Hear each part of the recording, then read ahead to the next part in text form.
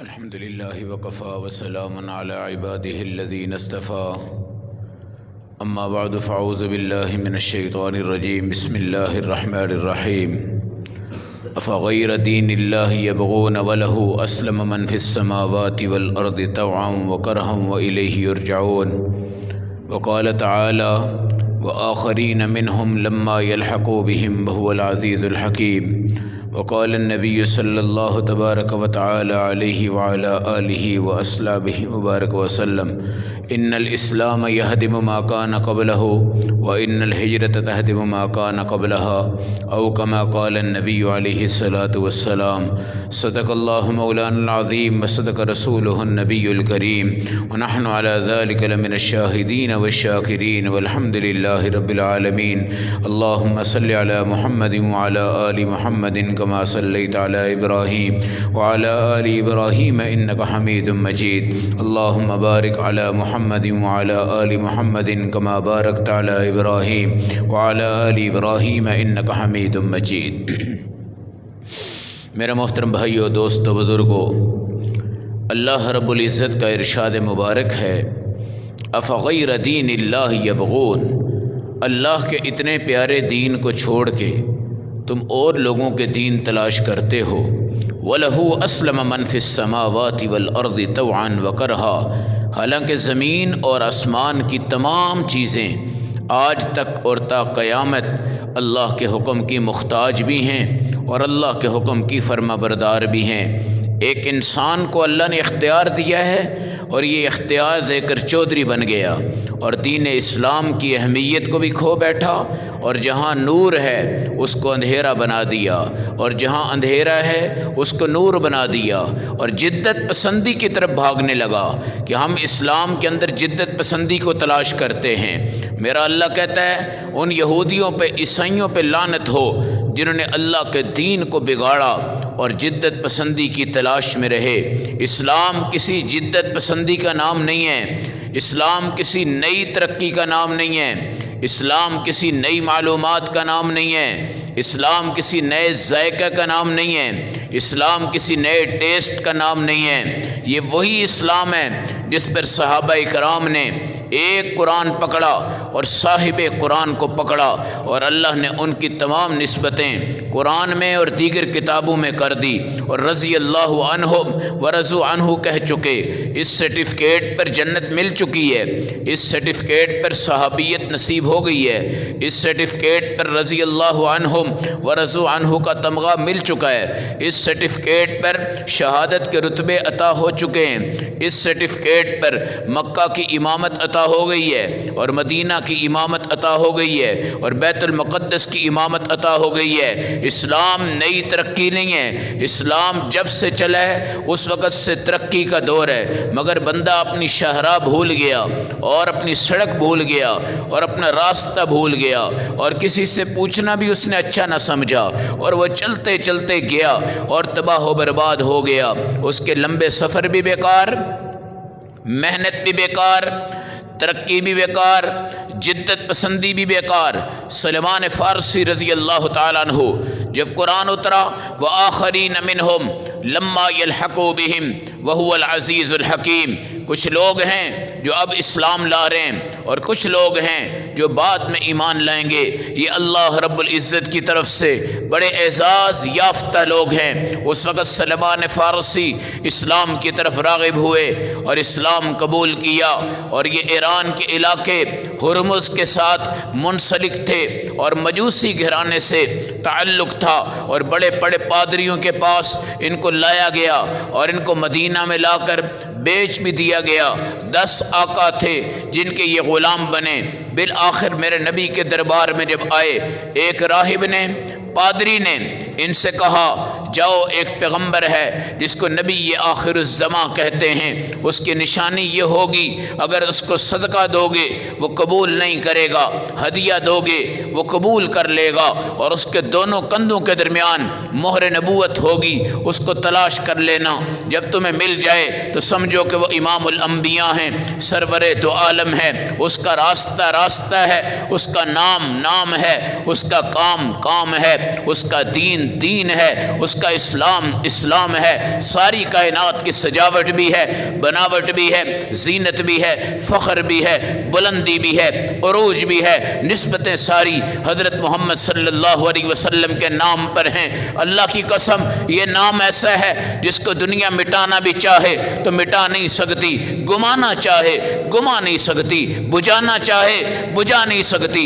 آپ نور بھی ہیں، منور بھی ہیں، تنویر بھی ہیں، سارے جہاں کو آپ نے روشن کیا ہے۔ جو آپ کو دیکھتا گیا ہے وہ تو وہ ہے، مگر جس نے آپ کے صحابہ کو دیکھا اس کی رفتیں کتنی بلند، جس نے آگے ان کو دیکھا اس کی رفتیں کتنی بلند، جس نے آگے ان کو دیکھا اس کی رفتیں کتنی بلند۔ آج بھی مسلمان کو یہ کہا گیا ہے کہ خواب میں کوشش کر تجھے اللہ کے رسول کی زیارت ہو جائے، تیرے اوپر اس کی بھی روحانیت آئے گی، تیرے اوپر اس کے بھی اثار آئیں گے۔ جب سیدنا صدیق اکبر بیٹھے ہوئے میرے نبی تشریف لائے، آپ کی انگوٹھی آپ کے پاس تھی، فرمایا جاؤ اس کو لے جاؤ اور ایک نقاش کے پاس لے جاؤ جو انگوٹھیوں پہ تحریر کرتا ہو، اور اس سے جا کر کہنا اس پر لکھو لا الہ الا اللہ، بس یہ لکھواؤ اور لکھوا کے واپس آ جانا۔ جب سیدنا صدیق اکبر لے کر گئے، نقاش کے ہاتھ میں دی، کہنے لگا کیا لکھنا ہے؟ کہا لا الہ الا اللہ لکھنا ہے۔ سیدنا صدیق اکبر نے ساتھ یہ بھی کہا کہ آگے محمد الرسول اللہ بھی لکھ دینا۔ جب میرے نبی نے پوچھا انگوٹھی کہاں ہے، انگوٹھی لینے گئے، واپس جب تشریف لائے، لا الہ الا اللہ بھی لکھا ہوا ہے، ساتھ محمد الرسول اللہ بھی لکھا ہوا ہے۔ میرے نبی نے پوچھا صدیق میں نے لا الہ الا اللہ کا کہا تھا، تم نے محمد الرسول اللہ کیوں لکھوایا؟ کہا آپ کی بات بجا ہے، مگر میں آگے بڑھتا گیا، میرا دل مجھے ملامت کرتا رہا، مجھے ندامت ہوتی رہی کہ لا الہ الا اللہ لکھواؤں، محمد الرسول اللہ نہ لکھواؤں، یہ نہیں ہو سکتا۔ میرے نبی نے فرمایا لاؤ انگوٹھی چیک کرواؤ۔ انگوٹھی دکھائی، اس پہ لکھا ہوا ہے لا الہ الا اللہ، آگے لکھا ہوا ہے محمد الرسول اللہ، مگر اس کے نیچے ایک جملہ اور ہے وہ ابو بکر الصدیق رضی اللہ تعالی عنہ۔ میرے نبی نے پوچھا مجھے دکھاؤ، جب دکھائی تو آپ نے پڑھا لا الہ الا اللہ محمد الرسول اللہ و ابو بکر الصدیق رضی اللہ تعالیٰ عنہ۔ حضرت ابو بکر کانپنے لگ پڑے، کہا یا رسول اللہ مجھے اس ذات کی قسم جس کے قبضہ میں میری جان ہے، میں نے آپ کا نام تو لکھوایا ہے مگر میں نے اپنا نام نہیں لکھوایا، یہ اس نقاش نے لکھ دیا ہے۔ یہ بے ادبی ہو گئی، یہ گستاخی ہو گئی، چہرہ سرخ ہو گیا، آنسو گرنے لگے، پسینہ بہہ پڑا۔ تھوڑی دیر کے بعد نظریں اٹھائی، میرے نبی کو دیکھا، آپ کو پسینہ آیا ہوا تھا، آپ پر جبرائیل وحی لے کر آ چکے تھے۔ جب وحی آتی تھی تو میرے نبی کا جسم بھاری ہو جاتا، میرے نبی کے اندر کبھی کبھی کپ کپی طاری ہوتی، آپ کے اوپر بخار کی کیفیت بھی آ جاتی، بوجھ بھی آ جاتا، وزن بھی آ جاتا۔ جس وقت جبرائیل امین اتر رہے تھے، صدیق اکبر سمجھ گئے اللہ کے نبی پہ وحی آ گئی۔ جب وحی ختم ہوئی میرے نبی نے مسکرایا اور مسکرا کر فرمایا ہاں صدیق پریشان نہ ہونا، نقاش نے نہیں لکھا، نقاش نے نہیں لکھا، اس کو بھی کہا گیا ہے کہ لکھو، اور وہ کیا کہا گیا ہے؟ اللہ کی طرف سے یہ نقش کر دیا گیا ہے وہ ابو بکر صدیق، اور دنیا کو بتایا گیا ہے اے ابو بکر تجھے نبی نے کہا تھا لا الہ الا اللہ لکھ، مگر تو نے یہ سوچا کہ اللہ کا نام ہو محمد کا نام نہ ہو، ایسا میں نہیں کر سکتا، تو نے بغیر اجازت کے لکھوا دیا۔ اللہ نے بھی یہ سوچا ہے اگر صدیق اللہ کے نبی کے نام کو، محمد کے نام کو، اللہ کے نام کو جوڑنا چاہتا ہے، پھر یہ بھی نہیں ہو سکتا کہ اللہ کے رسول کا نام ہو اور ابو بکر کا نام نہ ہو۔ یہ آج نقاش کا لکھا ہوا نہیں ہے، یہ اللہ نے لکھوایا ہے۔ یہ ہے عظمت اسلام۔ جب نام کو چنا، کام کو چنا، خاندان کو چنا، فیصلہ کر دیا آج دین اسلام تمہارے ہاتھ میں ہے، آج دین اسلام کے تم مسلمان ہو، آج دین اسلام سے منسوب دین تمہارے پاس ہے، آج رسول اللہ کا آخری دین تمہارے پاس ہے۔ آج اس دین میں ایک نماز ہے جو تم سب کی معراج ہے، ایک لیلۃ القدر ہے جو تم سب کے گناہوں کو مٹاتی ہے، ایک شب برات ہے جو تمہارے اعمال ناموں کو ظاہر کرتی ہے، ایک شب معراج ہے تو تمہارے نبی کے بلند درجات کو بلند کرتی ہے اور تمہیں بتاتی ہے افغیر دین اللہ یبغون، اس کے علاوہ کون سا دین ہے، اس کے علاوہ کون سی کامیابی ہے، اس کے علاوہ کون سی جدت پسندی ہے جس کو تم تلاش کر کر کہو کہ یہ ترقی ہے، یہ ترقی ہے، یہ ترقی ہے۔ یہ ترقی نہیں ہے۔ سلمان فارسی جب اسلام لائے، میرے نبی علیہ الصلوۃ والسلام نے آپ کو اپنے سینے سے لگایا، 250 سال تک زندہ رہنے والا یہ صحابی جس وقت غلام بنا، 10 ان کے آقا تھے، میرے نبی کے دربار میں آئے، جب یہ شرط لگا دی گئی اتنے درخت کھجوروں کے دے دو تمہیں آزاد کر دیا جائے گا، میرے نبی کو پتا چلا، آپ علیہ السلام کی نگرانی میں کھجوریں لگائی گئی اور کھجوریں فوراً اوپر ہوئی اور بلند ہوئی، اور کھجوریں لگنے کے بعد میرے نبی نے فرمایا جاؤ جس کو دینا ہے اس کو دے دو۔ اللہ نے سلمان فارسی کو آزاد کروا دیا اور رسول اللہ کے ہاتھ پر تشریف لائے، اور آپ نے فرمایا اللہ کی قسم ثریا ستارے کے پاس بھی اگر علم چلا جائے، یہ ثریا ستارے کے پاس بھی جانے والے علم کو فارس خاندان اتار کر لائے گا اور ساری دنیا کے اندر پھیلا دے گا۔ سلمان فارسی کا آج وہ باغ مدینہ میں موجود ہے جس کو باغ سلمان فارسی کہتے ہیں۔ یہ رسول اللہ کے معجزات میں سے ایک معجزہ ان کھجوروں کے درختوں کا اور ان کھجوروں کا آ جانا اور سلمان فارسی کا آزاد ہو جانا، اتنے بڑے لمبے عرصے کے بعد جب تشریف لائے، میرے نبی کے قریب آئے، صدقہ لے کر آئے، آپ نے فرمایا نہیں، محمد اور اس کے اہل بیت صدقہ قبول نہیں فرماتے، پھر ہدیہ لے کر آئے، میرے نبی صلی اللہ علیہ وسلم نے قبول فرما لیا، پھر پیچھے سے ذرا سی قمیض پیچھے ہوئی، آپ نے دیکھا مہر نبوت نظر آ رہی ہے اور اسلام لائے، اور جس وقت سلمان فارسی اسلام کے اوپر قائم ہو گئے، میرے نبی نے ان کو یہ رتبہ عطا فرمایا، سلمان منی ومن اہل البیت، سلمان آج مجھ سے بھی ہیں اور میرے گھر والوں میں سے بھی ہیں۔ جب خندق کا موقع آیا اور صحابہ نے خندقیں کھودنی شروع کر دی اور رسول پاک نے دیکھا مہاجر اپنا کام کر رہے ہیں، انصار اپنا کام کر رہے ہیں، فارس والے سلمان آئے، مہاجرین سے کہنے لگے میں تمہارے ساتھ مل کر خندقیں کھودوں گا، انصار سے کہا میں تمہارے ساتھ مل کے خندقیں کھودوں گا، مہاجرین نے کہا نہیں ہم تمہیں شامل نہیں کریں گے، انصار نے کہا نہیں ہم تمہیں شامل نہیں کریں گے۔ میرے نبی نے جب ان کو دیکھا، سلمان فارسی کو اپنے پاس بلایا اور منبر پہ آپ نے کھڑے ہو کر فرمایا سلمان منی ومن اہل البیت، سلمان مجھ سے ہے اور میرے اہل بیت میں سے ہے۔ یہ رتبہ یہ عہدہ آپ کو اسلام عطا فرماتا ہے، آپ کو ایمان عطا فرماتا ہے۔ یہی قرآن کہہ رہے ہیں ان السماوات والارض كانتا رتقا ففتقناهما وجعلنا من الماء كل شيء حي افلا يؤمنون۔ یہ آسمان زمین آج اللہ کے فرما بردار ہیں، ان پہ چلنے والا انسان اللہ کا فرما بردار نہیں بنتا، 5 مرلے کے گھر میں رہنے والا انسان اللہ کا فرما بردار نہیں بنتا، 2 مرلے کی دکان کا جیولرز آج اللہ کا فرما بردار نہیں بنتا، ہماری اسمبلیوں کا حکمران آج اللہ کا فرما بردار نہیں بنتا، ایک قبیلے کا چودھری آج اللہ کا فرما بردار نہیں بنتا، طوعاً و کرہاً ہر چیز اللہ کی فرما بردار ہے، ہر چیز اللہ کی فرما بردار ہے۔ زمین پر کوئی کمال نہیں، آسمان پر کوئی کمال نہیں۔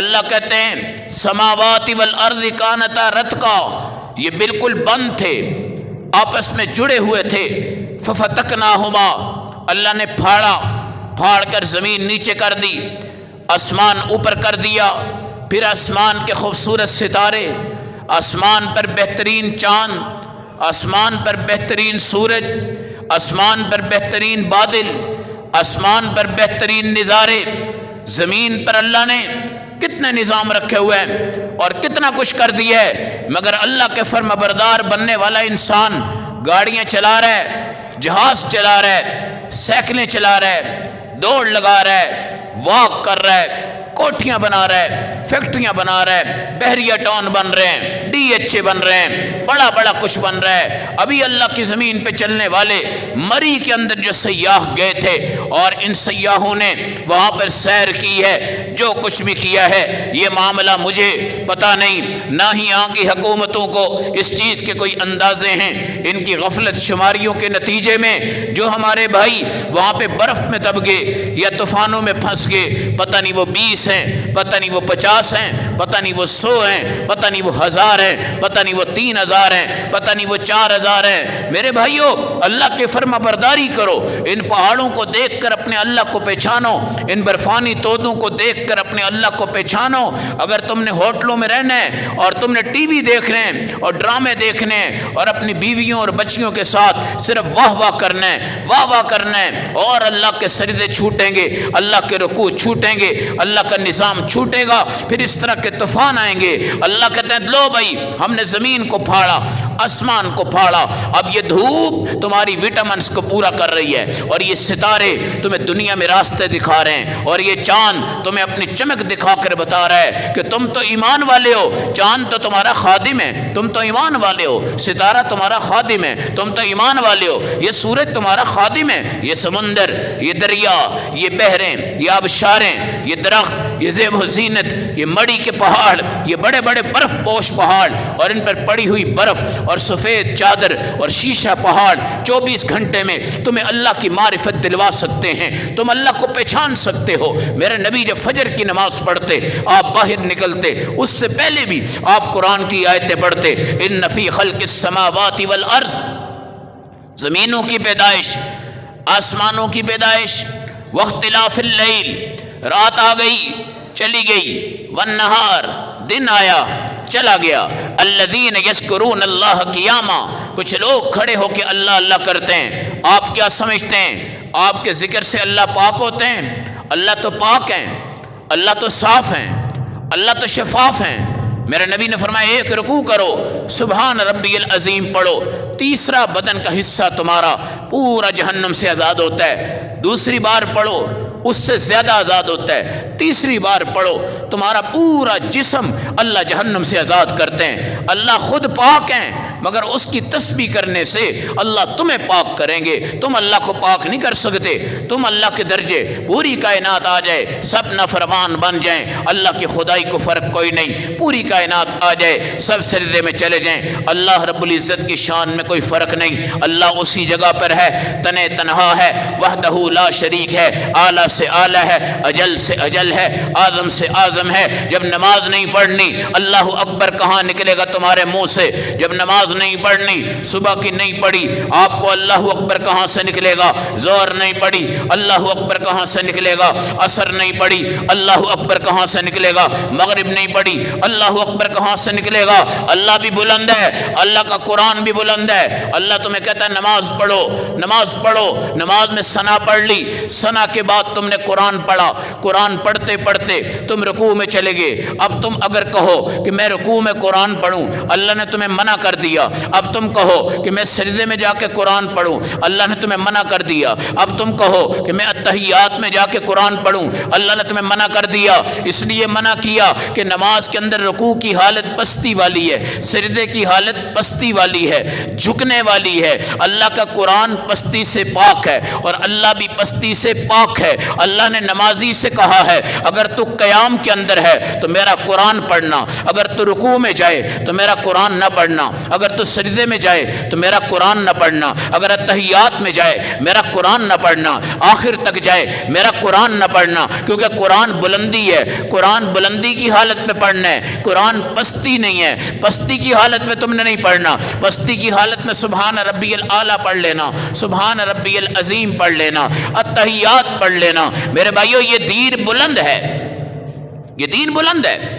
آج دقیانوس لوگ ہمارے سوشل میڈیا پہ بیٹھے ہوئے ہیں، بڑے بڑے فلسفی طبقے بڑی بڑی عقلی دلیلیں دینے کے بعد اپنے میڈیا کے اوپر بیٹھ کر ہمارے اللہ اور اس کے رسول کے دین کو پرانے دور کا دین کہتے ہیں اور نئے دین کی تلاش کے لیے آگے بڑھتے جاتے ہیں۔ جو ابو بکر صدیق نے دین حاصل کیا، میرے نبی سے حاصل کیا، آج کا انجینئر ہو، ڈاکٹر ہو، علامہ ہو، مفتی ہو، ساری دنیا کے علماء مل جائیں، قرہ مل جائیں، ایمان والے مل جائیں، مدارس آ جائیں، مساجد آ جائیں، مکہ کے امام ہوں، مدینہ کے امام ہوں، بیت المقدس کے امام ہوں، 10 ارب انسان ہو، سب ایک وقت میں سجدے میں جائیں، اتنا لمبا سجدہ کریں، پوری رات تک وہ اٹھے نہ، صبح پھر سجدے سے سر اٹھائیں، صبح پھر کریں، رات تک سجدے میں جائیں، پھر سر اٹھائیں، پوری دنیا کے 10 ارب بندے سارے جہاد پہ چلے جائیں، پوری دنیا کے 10 ارب آدمی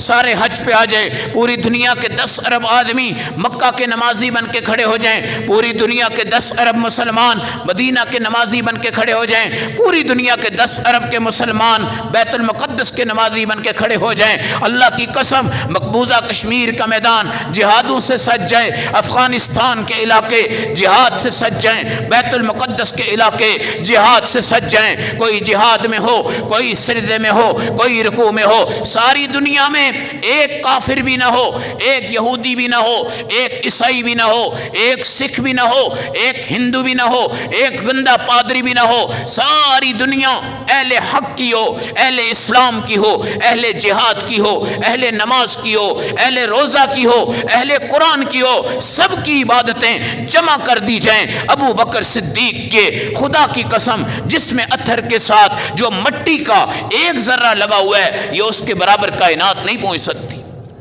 کون سا جدید اسلام چاہیے جس میں علماء تمہیں تھوڑی سی داڑھی کاٹنے کی اجازت دے دیں؟ کون سا جدید اسلام چاہیے جس میں تم ٹوپی اتار کر اس کو شریعت کہنے لگ پڑو؟ ٹوپی نہیں پہنتے نہ پہنو، کوئی شرک نہیں ہے، کوئی بڑا گناہ نہیں ہے، مگر ٹوپی نہ پہننے کو دین کہہ دیا اور ٹوپی پہننے والی حدیثوں کا تم نے انکار کر دیا۔ اس سے بڑا کوئی کرتب گندا اللہ کے ہاں نظر نہیں آتا مخلوق کا جو آج مخلوق نے اپنایا ہوا ہے۔ داڑھی نہیں رکھنی نہ رکھو، یہ تمہاری بات نہیں ہے، جب تمہیں اللہ توفیق دے کے پسند کر لے گا وہ اپنے حبیب کا چہرہ بنا کے تمہیں پسند کرے گا، یہ بات یاد رکھنا، یہ بات یاد رکھنا۔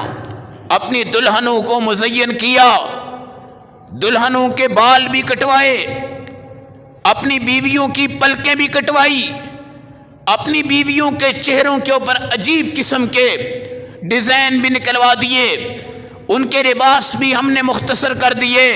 آخر گھر میں جانور تو نہیں ہے نا، ہم مرد ہی ہیں، وہ بچی ہمارے ہی گھر سے نکل رہی ہے، وہ بیٹی ہمارے ہی گھر سے نکل رہی ہے، وہ بیوی ہمارے ہی گھر سے نکل رہی ہے، جو امت محمدیہ کے بازاروں میں یورپ کی نقالی کر کے چل رہی ہے، اور میرے نبی علیہ السلام کی امت نے آج اس کا مصلح کر دیا گیا ہے۔ مصلح کیا ہوتا ہے؟ اسلام کی شکل کو بگاڑ دینا۔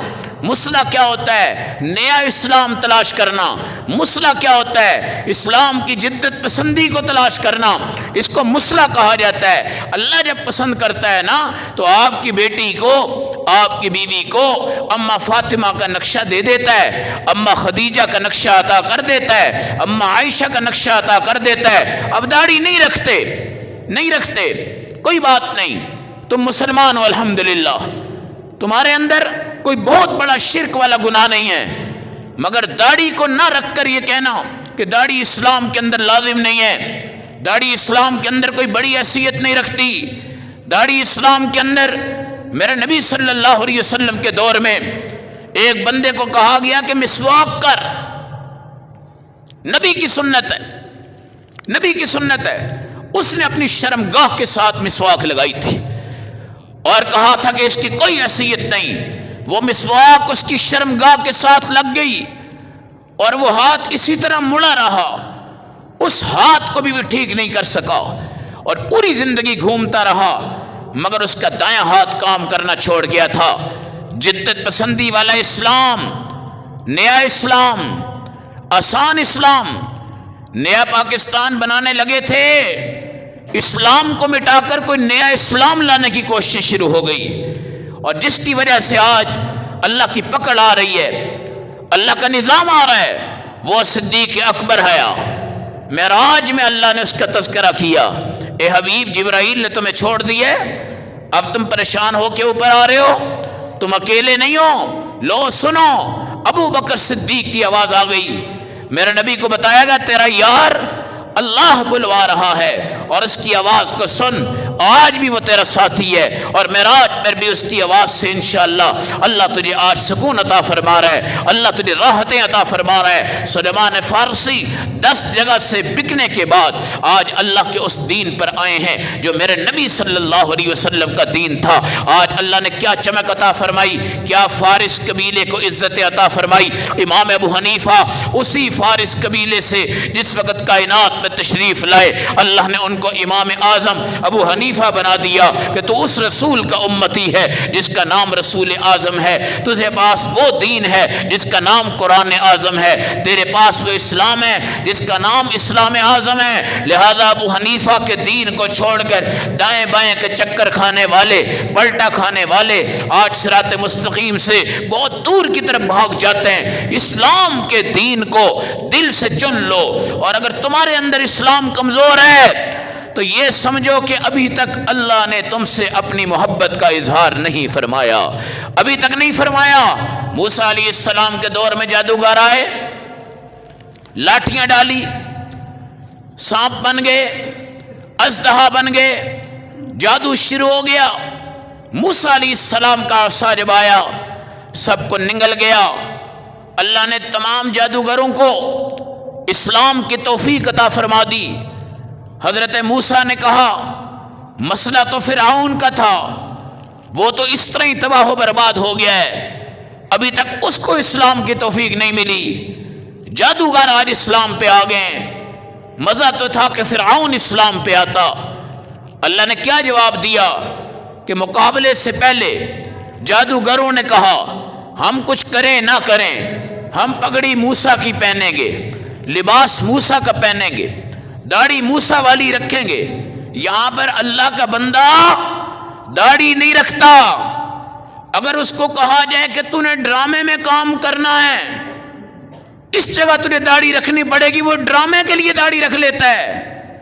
اور ایک فلم والے سے کہا جائے کہ تو نے اس طرح کی اداکاری کرنی ہے کہ تو یوسف علیہ السلام بن کر آئے، لہذا تجھے داڑھی رکھنی پڑے گی۔ بے نمازی دین سے دور ایک فلم کے اوپر ایگریمنٹ کیا اور کرنے کے بعد داڑھی رکھی، اور داڑھی رکھ کر کیا کردار ادا کیا کہ میں اللہ کا پیغمبر یوسف بن کر فلموں میں آنا چاہتا ہوں، لہٰذا آج میں یہ داڑھی رکھ رہا ہوں۔ میرا اللہ کیا نہیں دیکھ رہا؟ 70,000 پردوں کے پیچھے بھی میرا اللہ آج دیکھ رہا ہے۔ داڑھی رکھنا ڈرامے کی خاطر تو مان لیا، فلم کی خاطر تو مان لیا، ٹھنڈے پانی سے وضو نہیں ہوتا۔ جناب مولوی صاحب گیزر نہیں چل رہا، مسجد میں پانی بڑا ٹھنڈا ہے، مسجد میں پانی بڑا ٹھنڈا ہے، بڑی ٹھنڈ لگ رہی ہے، یہاں کے ہیٹر نہیں چل رہے، بڑی سردی ہے مسجد میں، انتظامیہ سوئی ہوئی ہے، غفلت میں ڈوبی ہوئی ہے، ہیٹر ہونا چاہیے، سب کچھ ہونا چاہیے۔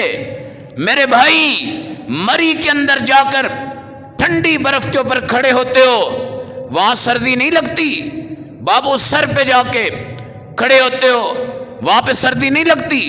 کیٹو پہاڑ کو سر کر جاتے ہو، وہاں پہ سردی نہیں لگتی؟ کوہ ہمالیہ کو کراس کر جاتے ہو، وہاں پہ سردی نہیں لگتی؟ بڑے بڑے بیابانوں میں برف کے موسم میں ٹھنڈک میں میاں بیوی کھڑے ہو کر سیلفیاں بنا رہے ہوتے ہیں، ان کو وہاں پہ سردی نہیں لگتی؟ ایک مسجد کو دکوسلا بنایا ہوا ہے کہ تمہارے ہاں ہیٹر نہیں، تمہارے ہاں گیزر نہیں، تمہارے ہاں ٹھنڈے پانی ہے۔ اس ٹھنڈ کو ذرا سا وضو کرتے ہوئے ہمیں موت آ جاتی ہے، مگر اس برف کے اوپر کھڑے ہو کر ہم نے کون سی کوئی نماز پڑھنی ہے وہاں پہ، یا ہم وہاں پہ نماز پڑھ رہے ہیں مگر وہاں انجوائے کر رہے ہیں اور زندگی کو انجوائے کر رہے ہیں۔ جب موت آتی ہے، اللہ کی قسم، اذ الموت انشبت اظفارها الفیت کل تمیمۃ لا تنفع، جب موت آتی ہے اس وقت ہر تعویذ اور دہاگے بالکل ختم ہو جاتے ہیں اور میرے اللہ کا حکم آ جاتا ہے، کم من کفن مغسول صاحبہ فی السوق مشغول، کتنے لوگوں کے کفن بازاروں میں دھل رہے ہیں اور اس کے بعد جس کو پہنایا جائے گا وہ بازاروں کی تجارت میں مصروف ہے۔ وَكَم مِّن غَمْرٍ صَاحِبٍ فَهُوَ ضَحِيكٌ عَنْ هَالِكٍ، کتنے چہرے ہنس رہے ہیں، ابھی تھوڑی دیر بعد ان کی موت آئے گی۔ وَكَم مِّنْ عَبْدٍ يَرْجُو لَهُ الْمُلْكَ فَيَبْدُو لَهُ الْهَلَكُ، کتنے لوگ ہیں جو بادشاہ بننے کے لیے آ رہے ہیں، ان قریب ان کی ہلاکت آ گئی۔ وَكَم مِّن مَّنزِلٍ كَمُلَ بَنَاؤُهُ وَصَاحِبُ قَذَارِفُ فَنَاؤُهُ، کتنے گھر ایسے ہیں جو بن چکے ہیں، لاک لگ گیا ہے، پھیتا کاٹنے، آج وہ آیا ہے، پھیتا کاٹنے سے پہلے ہی وہ مر چکا ہے۔ اَمَا الْحِمَامُ مِعَادُكَ فَمَا إِعْدَاؤُكَ، کیا موت تمہارا وعدہ نہیں ہے؟ کیا تم نے نہیں مرنا؟ پھر تیاری کیا ہے؟ وَبِالْمُشِيبِ إِنذَارُكَ فَمَا إِعْذَارُكَ، تمہارے سفید بالوں سے اللہ نے تمہیں ڈرا دیا کہ تمہاری موت آ رہی، پھر تمہارا عذر کیا ہے؟ وَفِي اللَّحْدِ مَقِيلُكَ فَمَا قِيلُكَ، قبر میں تم نے سوالوں کے جواب دینے، وہاں کیا دو گے؟ وَإِلَى اللَّهِ مَصِيرُكَ فَمَن نَصِيرُكَ، اللہ کی طرف تم نے جانا ہے، وہاں پر تمہارا کون مددگار ہوگا؟ دین محمدی سے چمٹ جاؤ، اس راستے سے چمٹ جاؤ، اس اللہ سے آ جاؤ، جڑ جاؤ۔ ایک کنارہ اللہ کے ہاتھ میں ہے، دوسرا کنارہ تم پکڑ لو، یہ سوتا نہیں، اللہ کو اونگ نہیں آتی، ان قریب موتیں آ رہی ہیں اور اچانک موتیں آ رہی ہیں۔ اور یہ مری کے واقعہ میں کتنے جوان مر گئے ہیں، بوڑھوں کو لے کے جاتا کون ہے؟ بوڑھوں کو لے کے جاتا کون ہے؟ کون کہتا ہے کہ آج مری میں اپنے بوڑھے باپ کو بھی لے جاؤں، بوڑھی ماں کو بھی لے جاؤں؟ ان کو کیا کہتے ہیں؟ گھر کا خیال رکھنا، ابا جی گھر کا خیال رکھنا، اماں جی گھر کا خیال رکھنا۔ اور خدا کے بندے کم از کم اپنے بوڑھے والد کو ہی لے جاؤ یار، تھوڑی سی ان کو بھی سیر کروا دو، کم از کم یہ نماز تو وہاں پہ پڑھیں گے انشاءاللہ، اذان تو کبھی سنیں گے۔ مگر کیا مجال ہے کہ آج کا طبقہ لے کر جائے گا وہ تو بیوی نے کہنا یہ تم نے کیا کر دیا ہے، بابا جی کے ساتھ کیا ہم انجوائے کریں گے، اور بابا جی کے ساتھ ہم کیا مزے کرنے، بابا جی کے ساتھ ہمیں کیا لذتیں آنی ہیں۔ اچھا اماں کو لے جاؤں، کس مصیبت پہ تم نے ڈال دی ہے، سارا مزہ ہی تم نے خراب کر دیا ہے۔ ہم تو جا رہے تھے خوشیاں منانے کے لیے، ہم تو جا رہے تھے مزے کرنے کے لیے۔ یہ جتنے بھی مری میں بیچارے اللہ کو پیارے ہوئے نا، اس میں 90% طبقہ جوانوں کا ہی تھا۔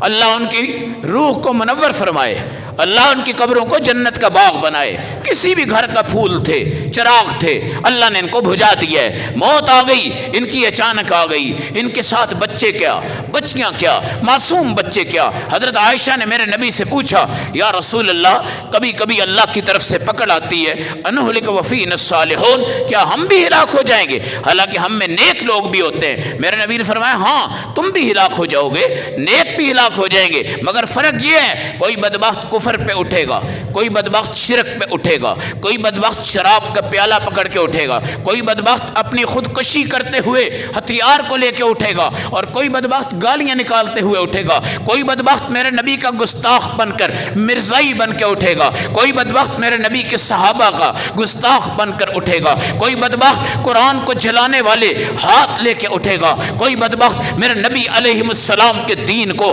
دقیانوسیت اور پرانی سوچ کہہ کے اٹھے گا، کوئی بدبخت اپنے باپ کو تھپڑ مارنے والی ویڈیو کے ساتھ اٹھے گا، کوئی اپنی ماں کو تھپڑ مارنے والی ویڈیو کے ساتھ اٹھے گا، اور اللہ ویڈیو چلائیں گے، اللہ ویڈیو وہاں پہ چلائیں گے، اور اللہ کہیں گے اقرأ کتابک کفا بنفسک اليوم علیک حسیبا، آج اپنے کتاب نامے کو پڑھ لے، آج اپنے کتاب نامے کو پڑھ لے۔ اللہ رب العزت آج تیرے حساب کو لے کے چلے گا، آج تیرے اس نظام کو لے کے چلے گا۔ میرے بھائیو، یہ زندگی ہے، یہ کائنات ہے جو بالکل عارضی ہے، بالکل فانی ہے، بالکل ہلاکت کی طرف ہم جا رہے ہیں۔ اور اچانک موت، جوان کی موت، اچانک موت، جوان کی موت، یہ قیامت کی نشانی ہے۔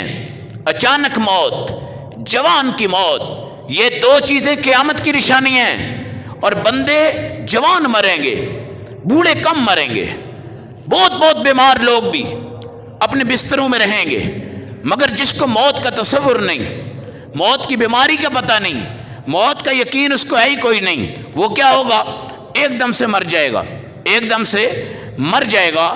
اس لیے وہ ہمارے ڈاکٹر شہریار خان، دل کے بہت بڑے ہارٹ اسپیشلسٹ، کہنے لگے کہ مریض میرے پاس آ کے کہنے لگا مجھے 20 سال سے دل میں درد ہے، میں نے ہر قسم کی رپورٹس کروائی ہیں، مجھے پتہ چلا ہے کہ تم دل کے معاملات کو جو جانتے ہو، تم ایک مثال ہو، تمہاری بات آخری بات ہوتی ہے اور تمہارا ہر حرف دل کے معاملہ میں آخری حرف ہوتا ہے. یہ میری فائل ہے، یہ میرا ریکارڈ ہے. چھوٹے سے کمرے میں جو ڈاکٹر کا اسپیشلسٹ کا ہوتا ہے بیٹھنے کا، وہاں دیکھ رہے تھے تو ڈاکٹر شہریار خان نے بھی کہا میری طرف سے انشاءاللہ تمہیں یقین پیدا کرنا ہوگا. آج تک تمہیں دل کی تکلیف نہیں ہوئی، نا امید ہے انشاءاللہ کہ آئندہ بھی تمہیں کبھی دل کی تکلیف ہوگی. دل کے اعتبار سے تم بالکل جوان ہو. فائلیں لپیٹی، ہاتھ میں پکڑی، تھوڑا سا مسکرایا، آگے نکلا. 5x5 6x6 کے کمرے ہوتے ہیں جس میں اسپیشل ڈاکٹر ایک مریض کو چیک کرتا ہے. اس کا ہی ابھی ڈور کھولا، دروازہ کھولا، وہیں پہ اٹیک ہوا، وہیں پہ موت آ گئی. اور اس کو ڈاکٹر شہریار خان اللہ کی قدرت مانتا ہے اور یہ سمجھتا ہے کہ میری گارنٹی سے کوئی صحت مند نہیں ہو سکتا اور میری گارنٹی سے کوئی بچ نہیں سکتا اور میری گارنٹی سے کسی کا تذبذب نہیں آ سکتا. اس لیے میرے بھائیوں، ماں باپ کی قدر کرو. گھر سے نکلو تو یہ قسمیہ بات ہے کہ آیت الکرسی پڑھ کر جاؤ، ماں سے مل کر جاؤ، باپ سے مل کر جاؤ. میرے نبی نے قسم اٹھا کے فرمایا کہ 2 مسلمان آیت الکرسی پڑھ کر جدا ہو جائیں، اللہ ان کو زندگی میں دوبارہ ملوا دیں گے انشاءاللہ. پھر اگر موت آئے گی تو آئے گی، بغیر ملاقات کے موت نہیں آئے گی. اس لیے جتنے حضرات بھی سیروں پہ گئے ہیں، جو کچھ بھی گئے ہیں، آئندہ بھی جب جائیں آیت الکرسی پڑھیں، ماں سے ملیں، باپ سے ملیں، ماں باپ کو سیر کروائیں، ماں باپ کو کسی اچھے ہوٹل میں لے جایا کریں. بھائی ماں باپ کو بھی کوئی باغ بوغ دکھا دیا کریں، ماں باپ کو بھی کسی باغ سے سیب توڑ کے دے دیا کریں، ماں باپ کو بھی کوئی خالص دودھ پلا دیا کریں، ماں باپ کو بھی اپنی خوراک سے پہلے خوراک کھلایا کریں، پھر اس کے بعد کھایا کریں. باپ کا بچا ہوا کھاؤ، اپنا بچا ہوا باپ کو نہ کھلاؤ. ماں کا بچا ہوا کھاؤ، اپنا بچا ہوا ماں کو نہ کھلاؤ. ماں کو اگنور نہ کرو، ماں کو نیچے نہ کرو. شادی کے بعد بیوی پہلے ہی کہتی ہے کہ تمہارے ماں باپ کا بڑا مسئلہ مجھے نظر آتا ہے. وہ کہتا ہے ہم ان کو سائڈ پہ کر دیں گے، تھوڑے عرصے میں کہیں نہ کہیں ہم کیا ہو جائیں گے، سیٹ ہو جائیں گے. رحمت کے دروازے توڑ گیا، بجھتے ہوئے چراغ کو چھوڑ گیا، نور ایمانی سے دور ہو گیا، اللہ کی رحمتوں سے پیچھے ہو گیا، باپ کی دعاؤں سے محروم ہو گیا. جس نے پہلے دن یہ فیصلہ کیا کہ اب میں تیری خوشی کی خاطر ماں باپ کو چھوڑ دوں گا، ماں باپ کو دور کر دوں گا. باپ کی دعائیں لے کے جاؤ، ماں کی دعائیں لے کے جاؤ. پیروں فقیروں کی تلاش میں وقت ضائع نہ کرو. ماں سے بڑا دنیا میں اللہ اور اس کے نبی کے بعد پیر کوئی نہیں ہے، اور باپ کی دنیا میں اللہ اور اس کے نبی کے بعد پیر کوئی نہیں ہے. باپ کی دعائیں آپ کے لیے حرف آخر ہے اور ماں کی دعائیں آپ کے لیے حرف آخر ہے. اس دنیا میں اگر ماں باپ کسی اچھے انسان کے ساتھ خلوص دل کے ساتھ چل سکتے ہیں نا، وہ ان کی اولاد ہوتی ہے. اور اگر ماں باپ کے لیے کوئی دعا بھی کر سکتا ہے، وہ بھی ان کی اولاد ہوتی ہے. اور اولاد کیا کرتی ہے؟ کاٹن کے کپڑے پہن کر ہمارے مدرسے کے بچوں کو بٹھا کر قرآن پڑھا رہی ہوتی ہے. ایصال ثواب کرنے کے لیے خود اس کو دعا مانگنے کی توفیق نہیں ہوتی، خود اس کو اپنے باپ کے لیے ہاتھ اٹھانے کی توفیق نہیں ہوتی. جمعہ کے دن نماز جمعہ کے بعد اپنے والدین کی قبر کی زیارت کیا کرو. حدیث میں آتا ہے اگر وہ تم سے ناراض بھی ہیں، قیامت کے دن اللہ ان کو راضی بنا کے اٹھائے گا، اور تمہارے اوپر اللہ کی قسم ان کے ایصال ثواب کرنے کی وجہ سے اللہ بڑی بڑی رحمتوں کا نزول فرما دیں گے. اس لیے میرے بھائیوں، اسلام کو غنیمت سمجھو، ایمان کو غنیمت سمجھو. اپنی شکل، اپنا حلیہ حضور پاک کی طرح کروا دو اور حضور صلی اللہ علیہ وسلم کے نقش قدم پہ آ جاؤ. اس میں کوئی ذلت نہیں ہے، اس میں کوئی پستی نہیں ہے، اس میں کوئی خسارہ نہیں ہے، اس میں کوئی گھاٹا نہیں ہے. ایک شوگر ہو جائے نا، شوگر جی، تو نمک، بلڈ پریشر کی صورت میں نمک، شوگر کی صورت میں چینی. اپنی جان بچانے کے لیے کتنا کچھ کرتا ہے انسان، اور وہ کہتا ہے میرا دل کرتا ہے مگر میں اس کے قریب نہیں جاؤں گا. کیوں؟ میں نے دیکھا ہے کہ فلاں کی بازو کٹ گئی، فلاں کی ٹانگ کٹ گئی، فلاں کا پاؤں کٹ گیا، فلاں مر گیا. اپنی 5-6 فٹ جان کو بچانے کے لیے شوگر سے جو پرہیز کرتا ہے، تو میرے نبی کے دین کو بچانے کے لیے ایک داڑھی کا بال نصیب نہیں ہوتا، ایک ٹوپی کا ٹکڑا نصیب نہیں ہوتا. مرو تو محمدی بن کے مرو، مرو تو اللہ کے رسول کے نقشے پہ دنیا سے جاؤ، بس یہی شباہت کافی ہے۔ تو موسیٰ علیہ السلام نے کہا فرعون تو اسلام نہیں لایا، فرعون تو اسلام نہیں لایا۔ مصر کے ہر بادشاہ کو فرعون کہتے ہیں۔ جو موسیٰ علیہ السلام کے مقابلہ میں فرعون آیا تھا اس کا نام قابوس تھا، قابوس، سب سے بڑا فرعون، جس کی لاش آج بھی اللہ نے دنیا میں عبرت کے لیے چھوڑی ہوئی ہے، قابوس۔ تو آپ نے کہا جی قابوس اسلام نہیں لایا۔ اللہ نے فرمایا اگر وہ تیری شباہت بنا کے آتا اللہ اس کو بھی اسلام کی توفیق دیتا، مگر اس کے جادوگر موسیٰ کی صورت بنا کے آئے ہیں، اور اس پیغمبر کی صورت والے کو عذاب دینا رحمت خدا کے خلاف ہے، لہٰذا جادوگر آج اسلام پر ہیں، اور جو سب سے بڑا فرعون قابوس ہے آج وہ کفر پہ ہے، اس لیے کہ وہ چودھری بن چکا تھا، اپنے آپ کو خدا کہہ چکا تھا، نئے اسلام کی ضرورت تھی، نئے ایمان کی ضرورت تھی۔ تو آج بڑی دنیا کہتی ہے جی اسلام سن سن کے تھک گئے ہیں، جی تقریریں سن سن کے تھک گئے ہیں، کوئی جدید اسلام پیش کرو، کوئی جدید اسلام پیش کرو۔ اب جدید اسلام کیا ہے؟ وضو کے 4 فرض ہیں، تو آج کل مولوی ایسا تلاش کرتے ہیں جو 5-6 اور کوئی نئے بھی بیان کر دے۔ 13 سنتیں ہیں وضو کی، کہ اس کے اندر تھوڑا اور کوئی دائیں بائیں سے کیا کر دو بھائی، اضافہ کر دو۔ 13 فرائض ہیں، اب ہم ان کو 14 کیسے کریں، 15 کیسے کریں؟ جی یہ اسلام میں جدت نہیں ہے، اور پرانے اسلام پر تو آ جاؤ کم از کم، پھر جدت تلاش کرنا۔ پرانے اسلام کو چکھتے نہیں، سونگھتے نہیں۔ ہر اسلام کے عمل سے خوشبو آتی ہے، ہر اسلام کے عمل سے خوشبو آتی ہے۔ اس وقت چلے جاؤ ہمارے مدرسے کے بچوں کو جو 3 دن بیچارے کپڑے پہنتے ہیں، روزانہ دھونا ان کے لیے مشکل ہوتا ہے، ان کو سونگو، خدا کی قسم تمہیں خوشبو آئے گی۔ اور میں اور آپ باڈی سپرے کریں گے تو خوشبو آنی ہے، ورنہ ہم سے کیا آنی ہے؟ سمل آنی ہے۔ اسلام کے ہر عمل سے خوشبو آئے گی، روحانیت ملے گی، سکون نصیب ہوگا۔ اللہ ہمیں عمل و سمجھ کی توفیق عطا فرمائے۔